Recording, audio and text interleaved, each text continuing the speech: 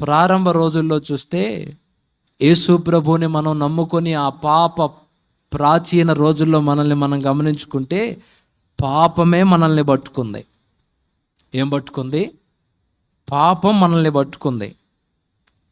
దాని మీద చెయ్యేసాం, పాపం తిరిగి మనల్ని పట్టేసుకుంది. అప్పట్లో షాలేమన్న ఒక ఎగ్జాంపుల్ చెప్పాడు, మీకు తెలుసుగా, గుర్తు చేస్తా. గోదావరి నదీ తీర ప్రాంతాల్లో వరదలు వచ్చినాయట. లోతట్టు ప్రాంతాల్లో వరద వచ్చింది, నీళ్లు కొట్టుకొస్తున్నాయి. లోతట్టు ప్రాంతాల్లో నుండి వరద నీళ్ళు అలా సాగిపోతున్నాయి. కాస్త ఎత్తులో ఉన్న వాళ్ళు ఏం చేస్తున్నారు అని అంటే, ఈ లోతట్టు ప్రాంతాల్లో ఉన్న వాళ్ళ వస్తువులు కొట్టుకొని వస్తున్నాయి కదా నీళ్ళకి, ఇళ్లలో ఉన్న సామాన్ అంతా నీళ్ళ వరదకి రోడ్ల మీదకి వచ్చేస్తున్నాయి. ఆ దూరాన ఉన్న వాళ్ళు ఏం చేస్తున్నారంటే గడికట్టలు కట్టుకొని ఆ నీళ్ళల్లో వస్తున్న వస్తువులకి గడికట్టుతో అటు పట్టుకొని లాగి ఇళ్లలో పెట్టుకుంటున్నారు. సామాన్లు వస్తున్నాయి నీళ్ళకి కొట్టుకుని వాటన్నిటిని కొంతమంది లాగేసుకుంటున్నారు. ఈలోపు ఒకడు ఏం చేశాడంటే గడిగట్టు కట్టుకొని నీళ్ళలో పెట్టి లాగుతున్నాడు. వాడు పాపం ఎంత లాగినా పప్పు గుత్తులు, కత్తిపేటలు, చాట్లు, చీపురు కట్టలు, చెత్త చాట్లు, చెత్త డబ్బాలు ఇవే వస్తున్నాయి అంట.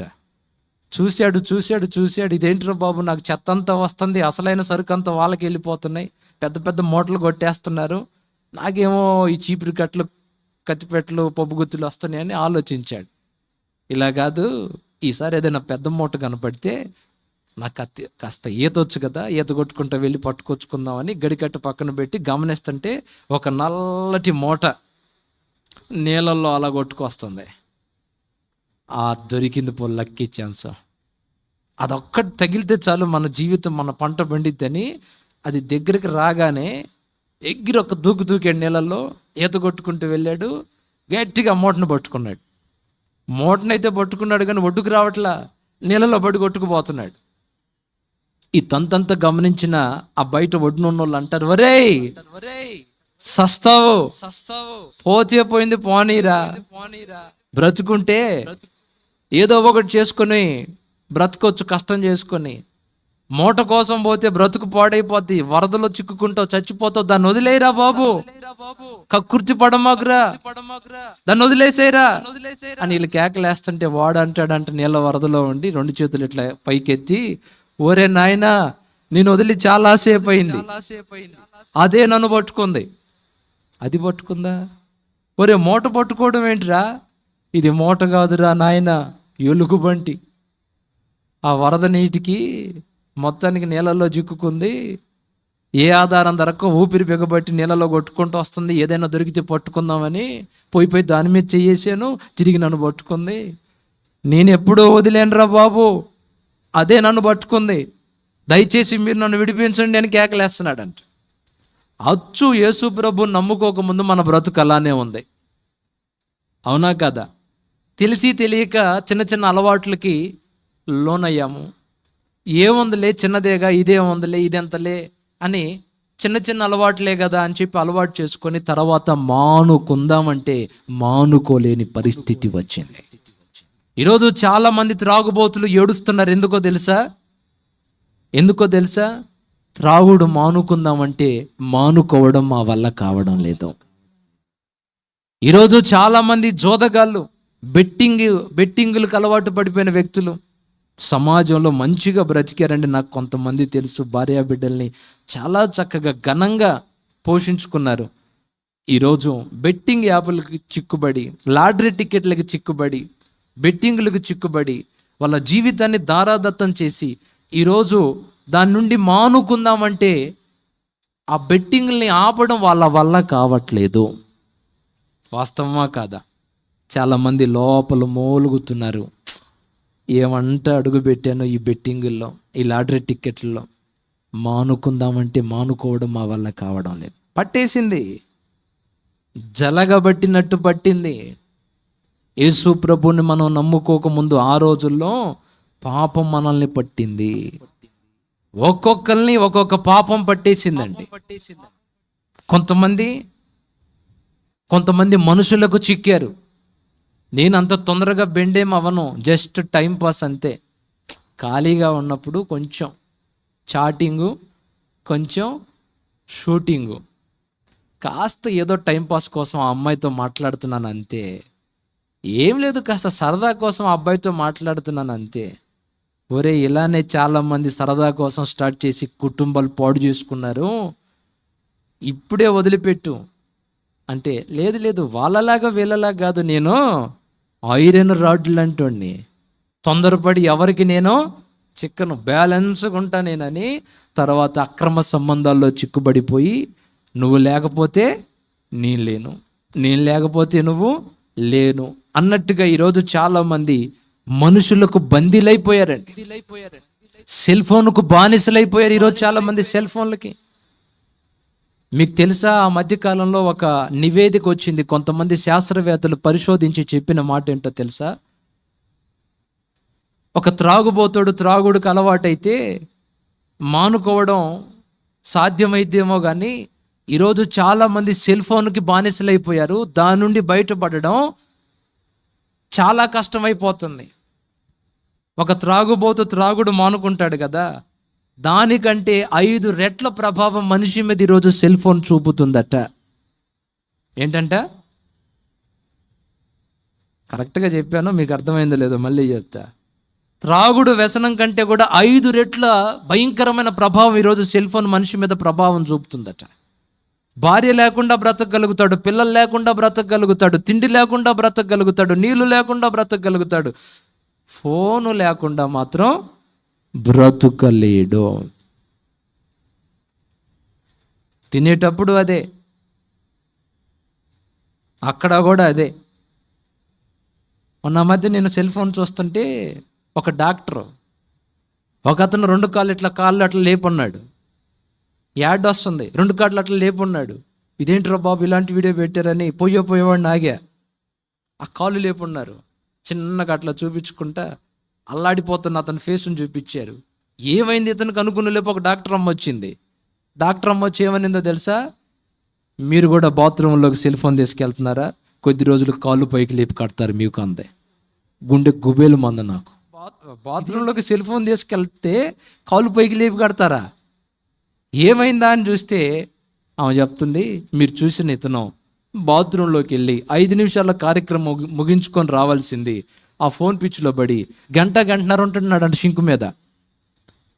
ఎంతసేపు ఉంటున్నాడు? గంటన్నర ఉంటున్నాడు. ఫైల్స్ వచ్చినాయి. పోయినప్పుడు ఏ పని మీద పోయామో దాని మీద దృష్టి పెట్టి కార్యక్రమం ముగించుకొని ప్రశాంతంగా బయటికి రావాలి. అవునా? అలా కాకుండా అక్కడికి పోయి దీని మీద దృష్టి పెట్టాడు, పోయిన పని మీద దృష్టి ఆపాడు. అలా కొన్ని సంవత్సరాలు నడిచాడంట. ఫైల్స్ వచ్చి ఇప్పుడు ఆపరేషన్ చేస్తున్నాం, దయచేసి బాత్రూంలోకి సెల్ ఫోన్ తీసుకెళ్ళమాకండి అంటుంది. అంటే ఆ మనిషిని సెల్ ఫోన్ అంతగా పట్టుకుంది. ఎంతగా పట్టింది? నేను చెప్పేది జోక్ కాదు, నేను నిజంగా చూసింది చెప్తున్నాను. ఈరోజు సెల్ ఫోన్ లేకుండా మనుషులు ఉండలేకపోతున్నారండి. వాస్తవమా కాదా? అవునా? ఒక్క 7 రోజులు సెల్ ఫోన్కి ఉపవాసం ప్రకటించండి. ఎన్ని రోజులు? ప్రజెంట్ ఇప్పుడు నేను 7 రోజుల ఫాస్టింగ్లో ఉన్నా. ఏం ఫాస్టింగో తెలుసా? ఫుడ్ ఫాస్టింగ్ కాదు, సెల్ ఫోన్ ఫాస్టింగ్లో ఉన్నా నేను. YouTube fasting, Facebook fasting, Instagram fasting, WhatsApp fasting, social మీడియాకి దూరంగా ఉన్నా. సెల్ ఫోన్ ఉంటుంది నా దగ్గరే ఉంది, కానీ ఫాస్టింగ్ ఏంటంటే వాడు జోలిపోను. మనం ఉపవాసం ఉన్నప్పుడు అలా రోడ్డు మీదకి వెళ్ళినప్పుడు మనకి స్వీట్స్ కనబడతాయా, ఫ్రూట్స్ కనబడతాయా? ఓ పక్క ఆకలి అవుతుంటుందా? ఉపవాసం ఉన్నప్పుడు వాడు జోలిపోతామా? ఎందుకు? ఉపవాసం ఉన్నాం కాబట్టి వాడు జోలిపోం. ప్రజెంట్ నేను ఒక 7 రోజులు ఉపవాసంలో ఉన్నా. ఒక్కసారి లైవ్ వచ్చింది కదా చిలకలూరిపేటలో, నిన్న బుధవారం లైవ్ వచ్చింది కదా. కరెక్ట్గా ఒకవేళ మందిరంలో లేకుండా వేరే దగ్గర ఎక్కడైనా ఉంటే ఆ టైంలో లైవ్ ఓపెన్ చేసి కాసేపు లైవ్ చూసి లైవ్ అయిపోగానే కట్టేసి నా ప్రార్థనలో నేనున్నా, నా పనుల్లో నేనున్నా. అప్పుడప్పుడు కొంచెం గ్యాప్ ఇస్తుండాలి. మళ్ళీ మేము సెల్ ఫోన్ ఓపెన్ చేసి పిచ్చి లోక రామాయణం అంతా ఏం చూడం. వాక్యాలు, దేవునికి సంబంధించిన విషయాలే మేము ధ్యానించుకుంటూ ఉంటాం.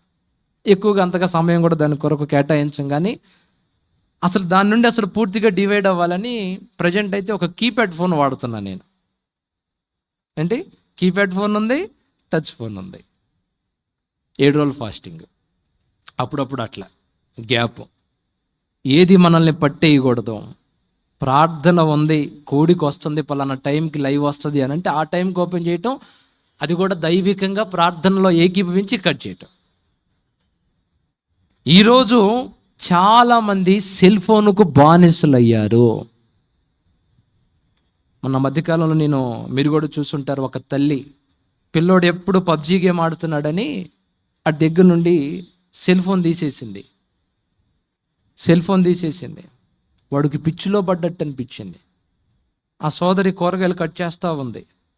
వాడికి ఏం చేయాలో అర్థం కాక బయటికి వెళ్ళి బ్యాట్ ఒకటి తెచ్చి, వాడు ఆడుకునే బ్యాట్ ఒకటి ఉంటే ఆ కూరగాయలకు వస్తుంటే ఆ బ్యాట్ తీసుకొని తల పగలగొట్టి, మెదడంతా ఛిద్రమయ్యేటట్టుగా తల చితగ్గొట్టి, ఆ పక్కనే ఉన్న సెల్ ఫోన్ తీసుకొని పబ్జీ గేమ్ ఆడుకుంటున్నాడు.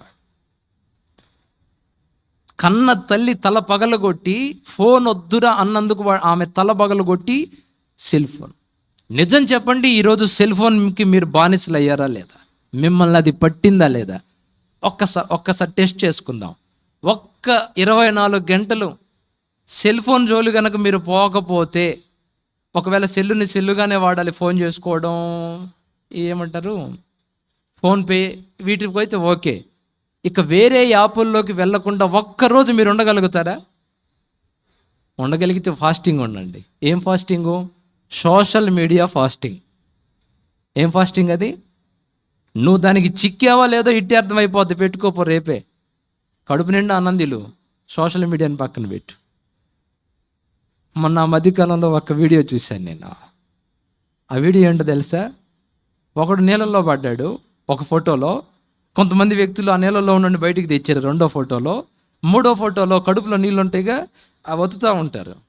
ఒత్తుతుంటే నీళ్ళు రావాలిగా, ఒత్తుతుంటే ఫేస్బుక్ వస్తుంది, ఓతితే యూట్యూబ్ వస్తుంది, కడుపుని ఓతితే ఇన్స్టాగ్రామ్ వస్తుంది, ఇంకా ఓతితే షేర్ చాట్ వస్తుంది, ఇంకా ఓతితే రకరకాల యాపులు వస్తున్నాయి. నీళ్లు రావాల్సింది. అప్పుడు నాకు అర్థమైంది, అటు పడింది నీళ్ళల్లో కాదు, సోషల్ మీడియాలో పడ్డాడు.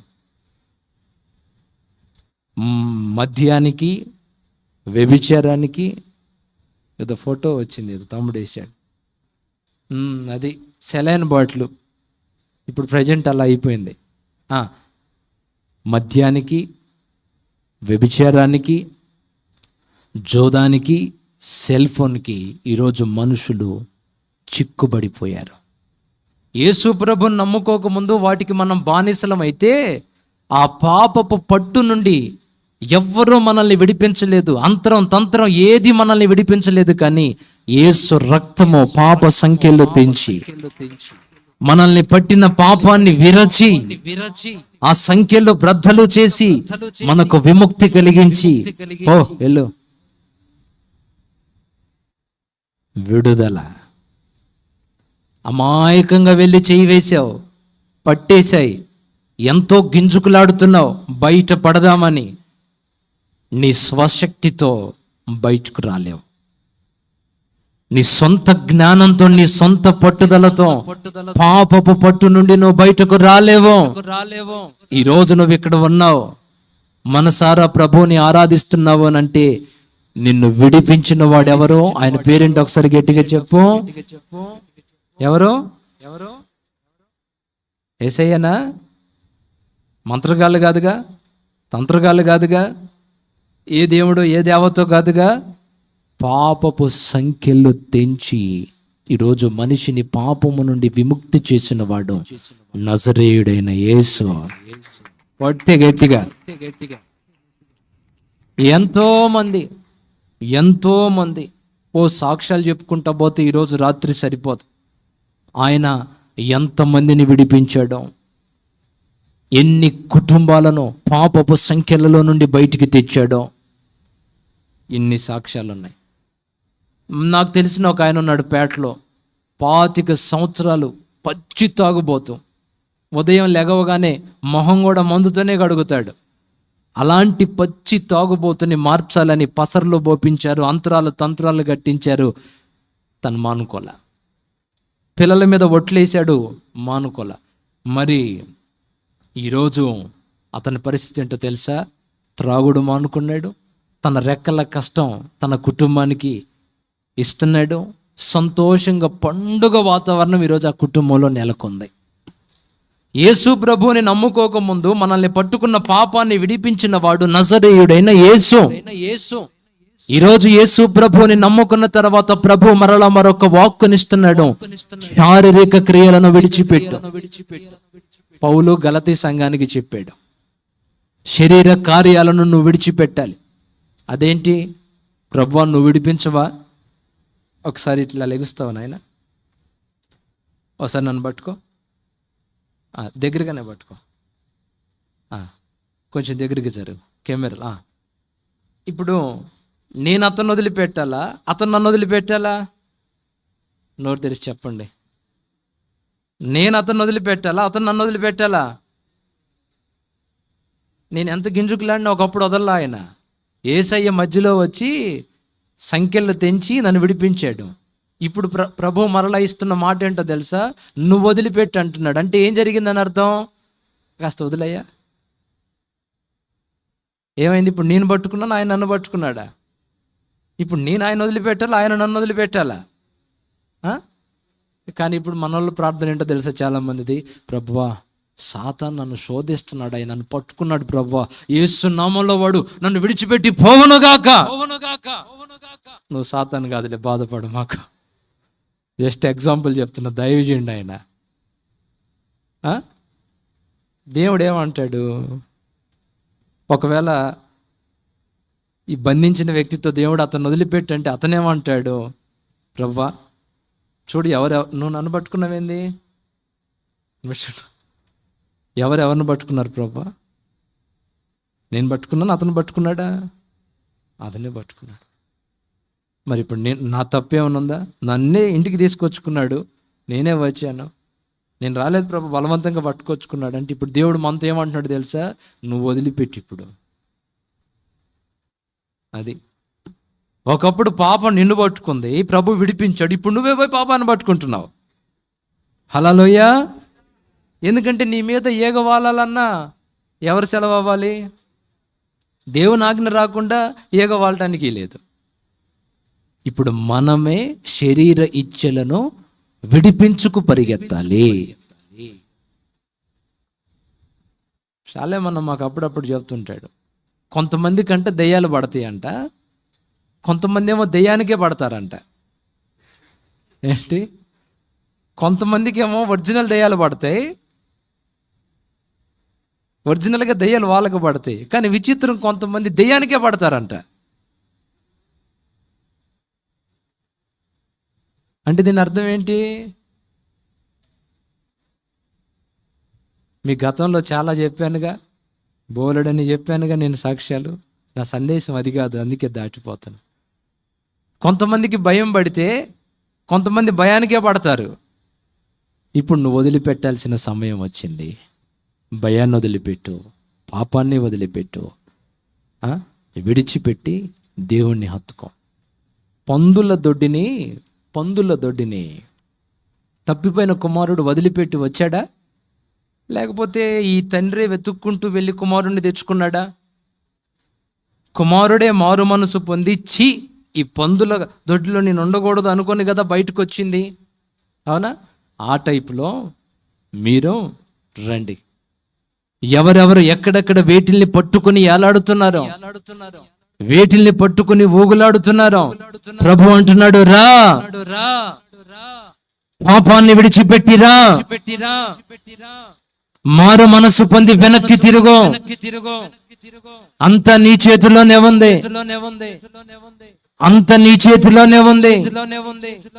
నువ్వు విడిస్తే ఆ మీదట నా శక్తి వచ్చి నిన్ను కమ్ముకుంటుంది. మరలా నిన్ను ఆ పాపం నీ జోలి రాకుండా నేను దాన్ని అడ్డగిస్తాను.